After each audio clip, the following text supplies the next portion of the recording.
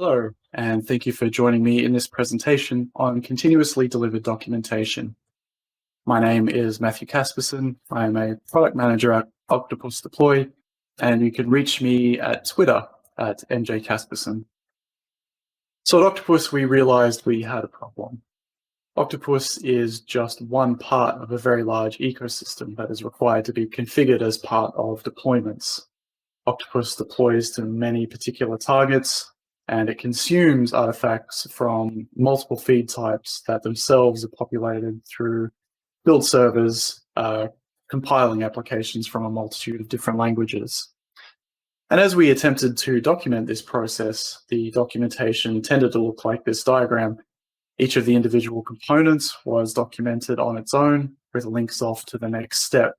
And this left customers having to find their own way through the documentation. You already had to have a reasonably good idea of what you were trying to do and how you were going to do it before you could navigate our documentation structure to find the specific details that you needed to achieve your end result. And so we began to wonder, why can't documentation be simpler? Instead of that map that you saw on the previous screen, why can't documentation look like this diagram here, which is a straight line from left to right with the particular technologies that you will use and no links off to technologies that you are not interested in. We also realized our documentation had a number of other limitations as well. We spend a lot of time on the user interface in our product. It's something that we spend quite a bit of effort or devote a bit of effort into refining, but the documentation itself didn't include a lot of screenshots. And this was mostly because the screenshots could become out of date very quickly. And more so when you realize that our product was released much faster than our documentation. So our product is released depending on the particular platform that you're on. But if you're a hosted user, you might receive a new version of the product once every week or so. Our documentation was certainly not being updated on a weekly basis.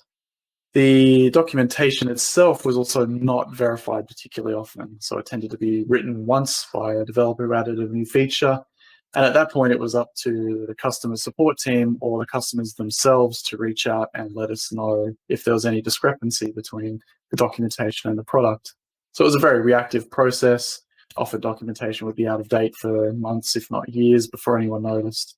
And obviously, this was not ideal and not providing our customers with the best experience. We also noticed that writers have been left out of the dev whatever ops movements. So you have DevOps, DevTestOps, DevSecOps. A lot of these movements are about streamlining and integrating the process of delivering software. But writers really had no hook into this. They were off to the side. They were left to react to the changes in the product and do the best they could. But they certainly weren't integrated, and we're missing out on a lot of the benefits that the DevOps and its derivatives tended to provide. So we had an opportunity to rethink our documentation, and we had a couple of guidelines that we wanted to, or goals that we wanted to achieve in the redesign. So we wanted to give users the documentation that described the tools that they were using.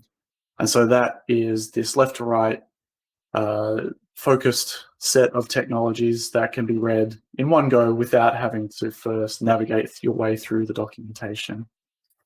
We wanted to have plenty of screenshots and videos. The idea that we would have to describe a user interface in words and then leave it up to the user to mentally jump from the words they were reading in the documentation to the pictures they were seeing on the screen was something we wanted to avoid if it was all possible. By including screenshots and video, we could ensure that our documentation demonstrated, diagrammed exactly what we expected the users to be interacting with. We also needed to ensure that our documentation was accurate over time. The idea that customer support or customers themselves would be the verifiers of our documentation didn't seem particularly useful. And so if we could have a way of verifying and having faith in our documentation over time, that would be a huge value to us and our customers. Perhaps most importantly, though, we had a very small team to dedicate to this. So the initial implementation was something that had to be delivered with 2 people. And once the documentation was done, the whole system had to be maintained by myself in my spare time. So we had very few resources that we could lean on to deliver this. The solution that we came up with lent on many of the proven ideas that had been established in separate processes that individually worked quite well, but had never really been linked together before. So we realized that our focused documentation needed a lot of reusable content. And so this idea is borrowed heavily from component content management systems, where content is built up from individual pieces of reusable content. We also wanted to rebuild the platforms that we were documenting each time they were verified. And so the idea here is that we could verify our documented processes with the latest version of a piece of software and ensure that it was still valid as new versions were released.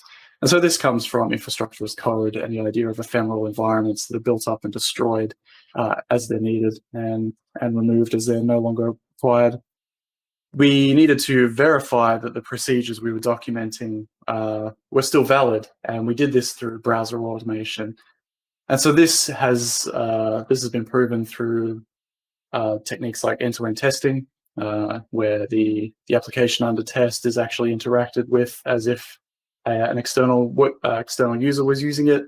But in our case, the user is actually an automated piece of software that's clicking on the buttons and filling in all the text boxes. The whole process had to be run continuously. So continuous integration has proven to be very valuable for development teams. The idea that you can get your tests and build to a point where they just run and you don't have to think about it, and you can trigger that on a schedule or on a commit has proven to be very valuable, and we wanted to use that idea for our documentation as well. And then we also wanted to redeploy assets like screenshots and videos when we were sure that the process that generated them was successful.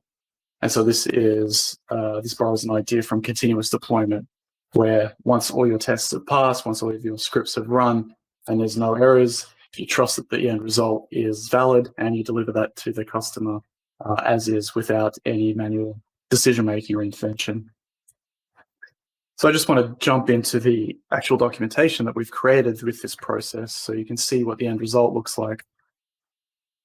So on our company homepage, is octopus.com, down the bottom, we have a tutorial builder. These drop-down lists here are that left to right selection of technologies that we referred to in previous slides. And so the idea here is that a customer can come in, select their version control, the language they're developing in their build server, the target and package repository, and get a detailed and customized tutorial. And so that's the tutorial here. And so this is designed to be read from top to bottom. There's no expectation that the reader has to understand the process before they started, and there's no jumping between individual pieces of documentation to get the overall process. I'll actually dive into the test VMs that we created out of this later, but I'll start with this video walkthrough. And what you can see here is a video capture of the process being verified by an automated script. So if you've ever used tools like WebDriver before, you'll know that typically the interactions with the browser tend to happen silently and automatically. So if a button was clicked, it's like a ghost hand just reached up and clicked it. There's no visual indication that anything is about to happen. In ours, you can see the mouse is actually moved to the widgets that we're interacting with before we click a button or a link or fill in a text box. And so this gives the viewer something to track as the process is being executed. And we found this has been quite effective. So if I scroll down a little bit more, we'll see an example of reused components. So the API key, or generating the API key, is something that's common to all guides. And so this particular piece of content is shared across every guide. There are some customizations here to list the name of the CI system that we're interacting with. But apart from a few small changes, all this content is reused everywhere that we need it. The other thing to note is the highlights in these screenshots. So these green boxes here have been added automatically as part of the process.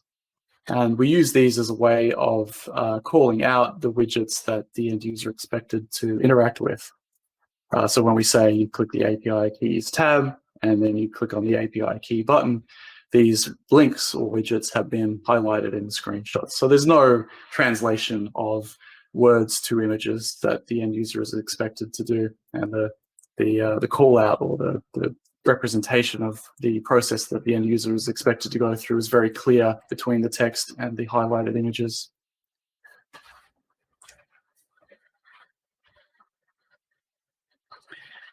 So now that we've seen the end result, how did we get here? What are the actual details of the process?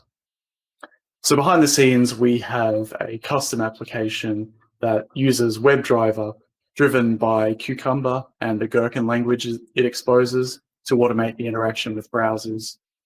One of the things we realized was quite important in this process was that a lot of the scripts had shared steps. And so we have steps like this that allow individual guides to reuse shared steps and processes.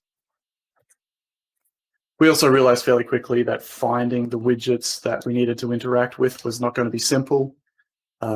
Typically, you can expect to be told that all the important widgets in your application need to have distinct IDs. That's very much not true in practice, and digging up the particular button or link that you need to interact with often requires fairly complex XPaths, like this one here. So to keep the scripts readable, we introduced the idea of aliases, which are really just key value pairs. On the left here, we have a nice user-friendly name, and on the right here, we have this fairly obtuse XPath that's actually used to find that particular button. And then the scripts themselves read like this. And so if you read this from top to bottom, it almost looks like instructions you might give a colleague if you're asking them to build up a screencast of a particular process. The Gherkin language that's exposed by the Cucumber library is about as close to plain English as you can get in terms of automated scripts. And so we use this in conjunction with the aliases to provide scripts that read very naturally from top to bottom. And so these words here in the quotes are all the aliases, and this is abstracting away the complex XPaths that we might need to use in order to find the widgets.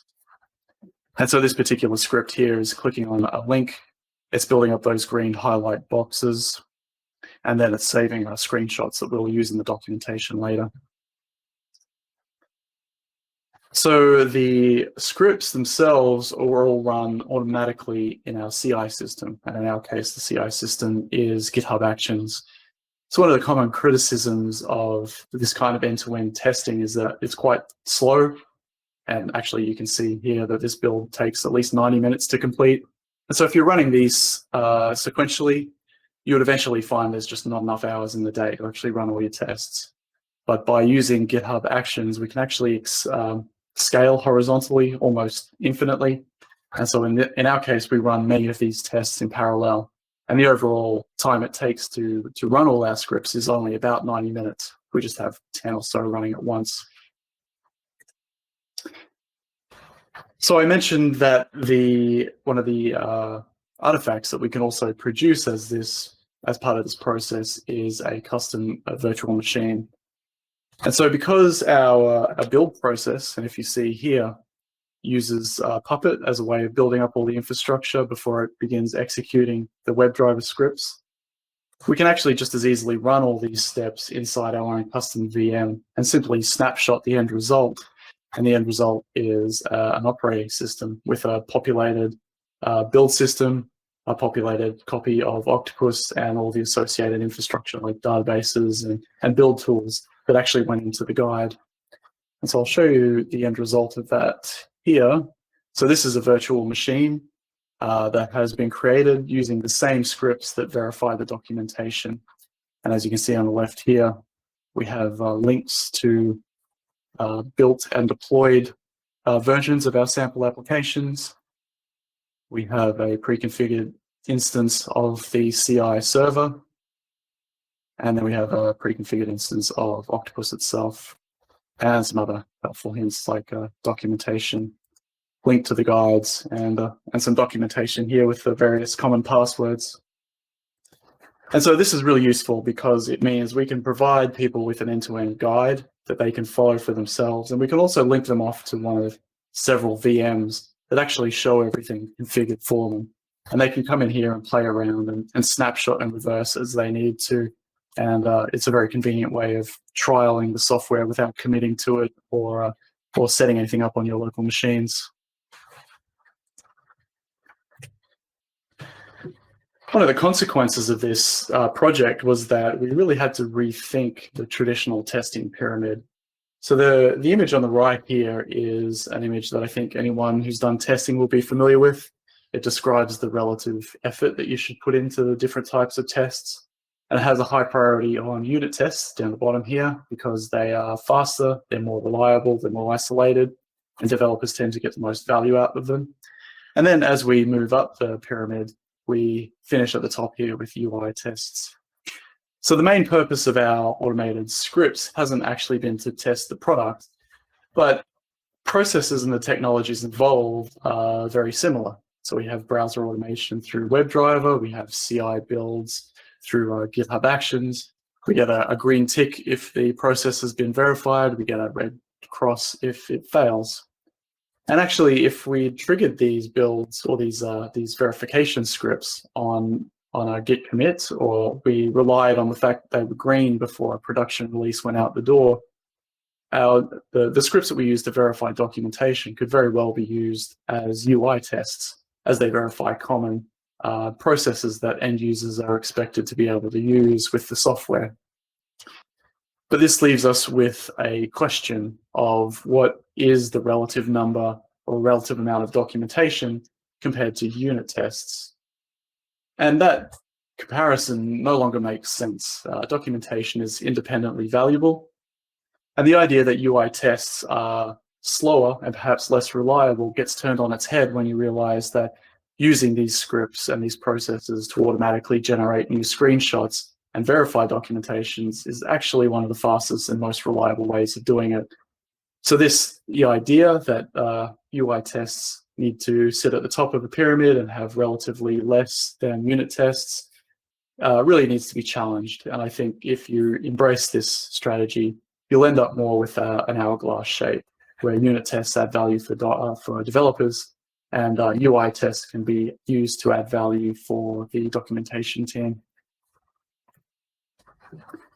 So did we reach our goals? I think we did. We have 90 individual guides that are rebuilt and verified each fortnight.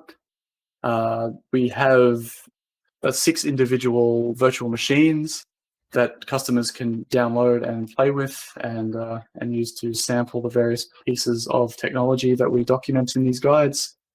We have, close to 500,000 words. We have 24 hours of video and 10,000 images across these guides. And all of them are maintained by me in my spare time. There is no documentation team that is maintaining these builds or these documents. And so all of this has a very low cost in terms of the personnel that have to maintain it. A nice consequence of the guides that we've written is that they perform fairly well in long-tail Google searches. This wasn't a particular goal that we had when we were writing the guides, but it has been a nice little side benefit. And we also find now that we are quite quick and proactive in updating our documentation as the platforms that we document are updated. So one example recently has been Jenkins moved from tables to divs in its user interface. And although the effect of that was fairly subtle for end users, we could reference the new user interface in our documentation within the space of 2 weeks, because each of our guides is rebuilt and verified within 2 weeks. And I have here a little quote from one of our customers who had some feedback for our documentation, and it seems like that the documentation is doing its job in helping people achieve their end results. And the best news is that all of the technology I've shown here is free. So the link here, this is the guides. This is an example of the documentation that we produce with this process. This Git repo here is the Puppet scripts and Cucumber scripts that we use to build up the infrastructure and then automate the process through the various web consoles. And this repo here contains the code for the custom WebDriver and Cucumber scripting tool that we use to verify and build the screenshots for these guides. So thank you for watching. Again, my name was Matthew Casperson, product manager at Octopus Deploy. If you have any questions about what you've just seen, feel free to reach out to me on Twitter at MJCasperson. Happy deployments.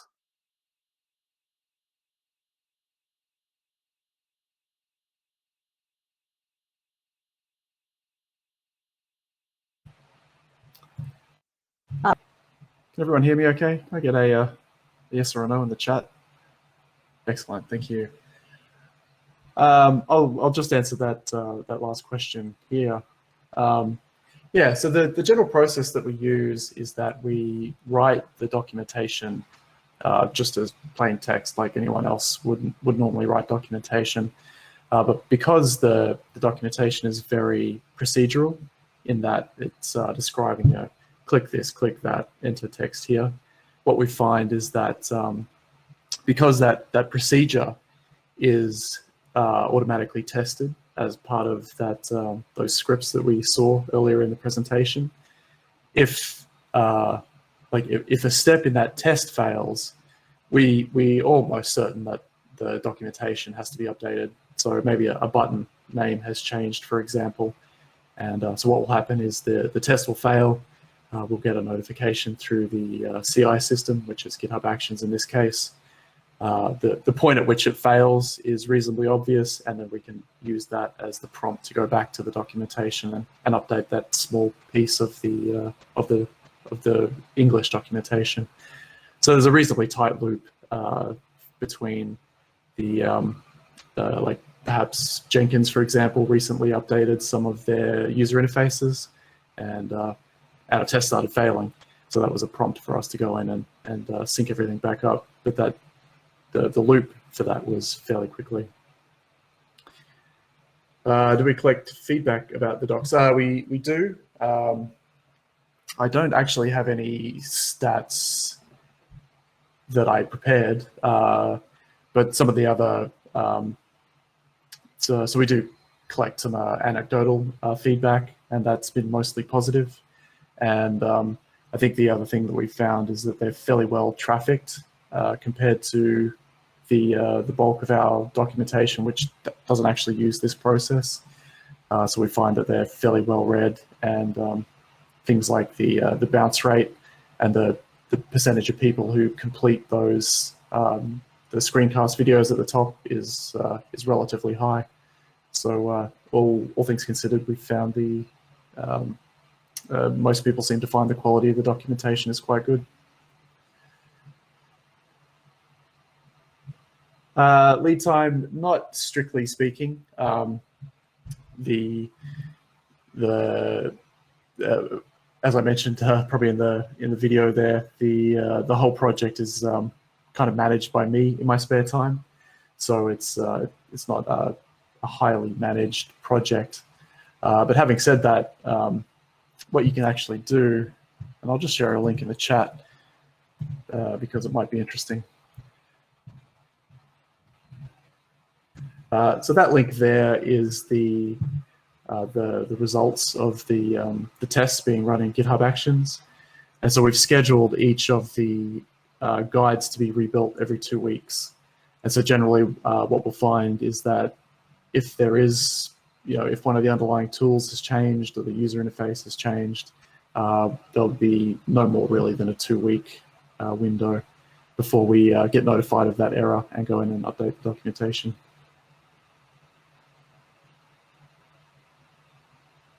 Right, so the time from a git merge to master and deploy.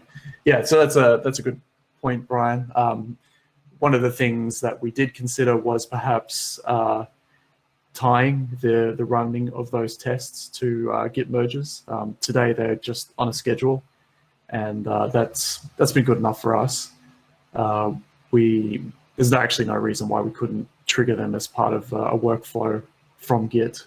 So perhaps the main Octopus project, which obviously we control the Git repo for, we could track commits to the master branch there and actually run these documentation tests as part of that build.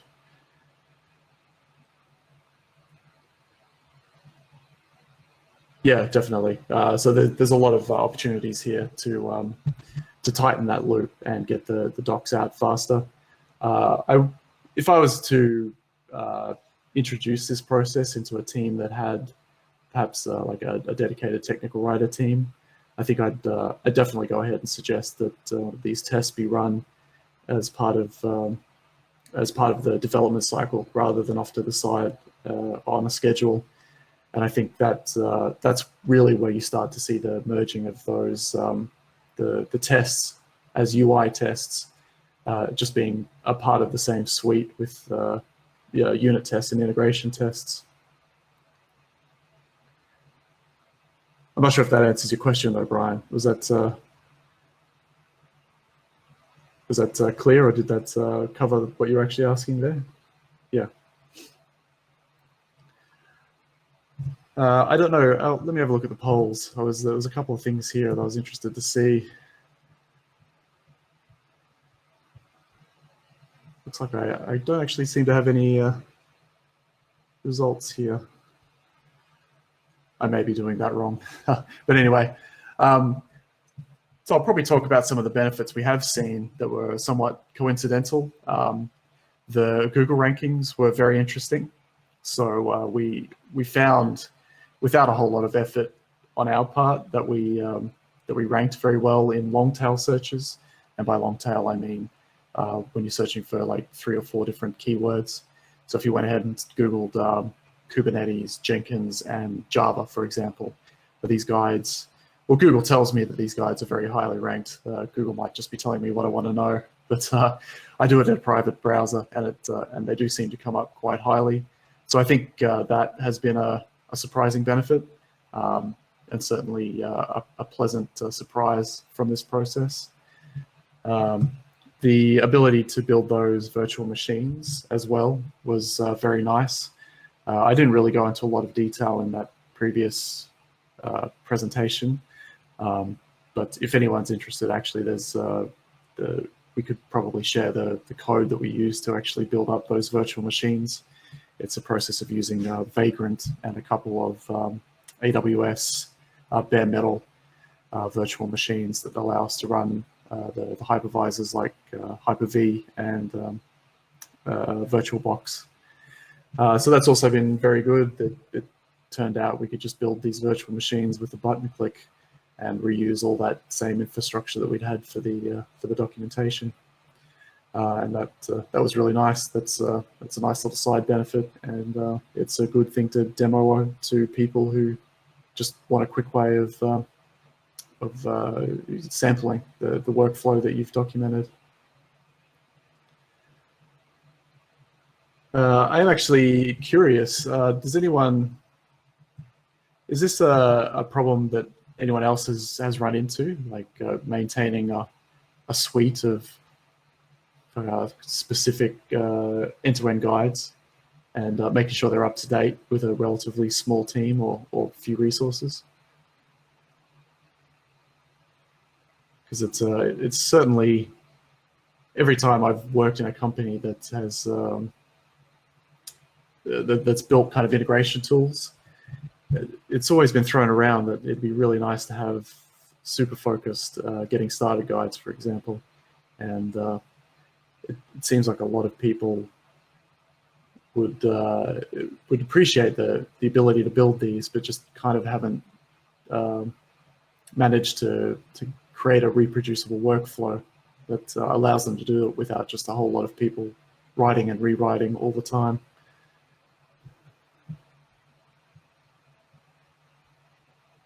Oh, it sounds like it's a bit quiet in the chat there, but yeah, it's certainly been my experience that I actually worked at Red Hat for maybe 2 or 3 years as a technical writer, and actually they had quite a few projects and products that were integration based, and yeah, building up these getting started guides was something that was discussed quite often. But I just don't think we ever managed to get around to it, because once we looked at the resources that would be required to actually do it and deliver it for years at a time, it just became quite daunting. So I think the process that we've got here has managed to solve that problem quite nicely and deliver the results that we wanted.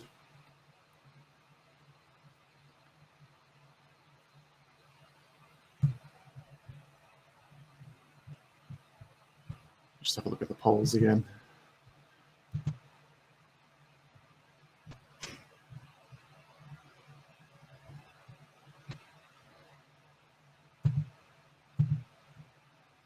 Oh, okay. Sorry, I was doing it wrong. Looks like a few people have answered in the polls. So are Google rankings an important consideration for your documentation? It looks like 71% say yes. Yeah, and we found that too. I mean, it was certainly nice to be able to just to have documentation and point people to it for the purpose of support, but certainly generating that traffic coming in allowed us to add a lot more value to our documentation. Let me look at the next one. Do writers have confidence that their docs will remain accurate over time? Okay, well, I answered yes, but it looks like everyone else answered no. So this was a really big problem for us. Certainly, given that our tool integrated with like dozens and dozens of different things, there was just no way we could. There's just no way we could have a person keeping on top of all those integrations and making sure they were all up to date, especially when the tools we were integrating with are released on a weekly basis sometimes. But actually now we do. So this testing process has really allowed us to gain that confidence. And I'd be quite happy to point people at our guides and say that, yeah, as of 2 weeks ago, we know those guides work. So do writing teams make use of CI/CD platforms today? Looks like an even split. So that does match with my experience. I think writing teams are getting more integrated into those platforms, but the platforms are still very developer oriented from what I can tell. And if you want to have a CI/CD platform creating docs, it's very much on you to script all that up. So I think that matches with my experience. So are members of the writing team tightly integrated into the development workflow? It looks like everyone but me said no. And again, that I tend to find that matches my experience as well. And certainly before this project was started, what we'd find is the developers would write the feature, it would be pushed into master, released, and then at some point in the future, someone would come back and write some documentation for it. And even then, the documentation would sit there for a year or two, slowly going stale until a customer actually pointed out that it was now out of date. So I suspect that that experience is quite common. Right, so do writing teams include a lot of screenshots? It looks like almost everyone said yes. That's actually surprising. Most of the teams I've worked in have had policies that say you really shouldn't include screenshots, and they kind of encourage people not to do it. So that's interesting feedback. But I love screenshots. I really hate having to translate the words in a documentation to what I see on the screen. So I think screenshots are incredibly valuable. So I think we're coming up on our time here. I'd like to thank everyone for joining, and feel free to reach out to me on Twitter if you have any questions. Everything you've seen here is free and open source, so I can certainly give it out and provide examples if anyone wants to take this a little bit further. yeah, so thank you all for joining, and I hope everyone enjoys the rest of the CDConf.